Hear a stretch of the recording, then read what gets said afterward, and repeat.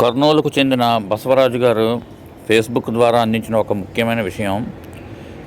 ఈ ఫోటోలో ఉన్నటువంటి వీడి నాన్న పేరు రహమతుల్లా, నివాసము ఆత్మకూరు కురుకుంద. ఇప్పటి వరకు వీడి చేత 20 లక్షల గోమాతలు వధించబడ్డాయి అని మీకు తెలుసా? చాలా వరకు గర్భంతో ఉన్నటువంటి గోవులను కూడా వీడు వ్యాపారం చేశాడు. ఇప్పుడు వీడి సొంత 2 కొడుకులకు కూడా ఈ వ్యాపారంలో దించాడు. ఈ ఫోటోలో ఉన్నవాడు రహమతుల్లా గాడి కుమారుడు. సొంతంగా ఐచర్ వాహనము వెహికల్ యాక్ట్ ఉల్లంఘించి తన సొంతంగా డిజైన్ చేశాడు. కనపడుతున్న మృత్యు శకటమే గోవులకు శాపం. గతంలో సొంతంగా వీడి దగ్గర 2000 ఆవుల వరకు ఉండేవి.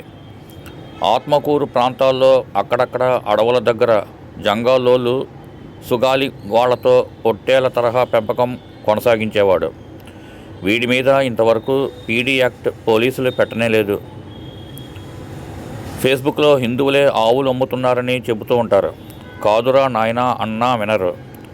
మొన్న ఆత్మకూరు దగ్గర మన కార్యకర్తలు గోవులు పట్టుకున్నప్పుడు ఫోటో ఇది. యూట్యూబ్లో కాపీరైట్ పడే అవకాశం ఉన్న కారణంగా ఫోటోను సరిగ్గా చూపలేకపోతున్నాము, గమనించగలరు. భారత్ మాతాకి జై.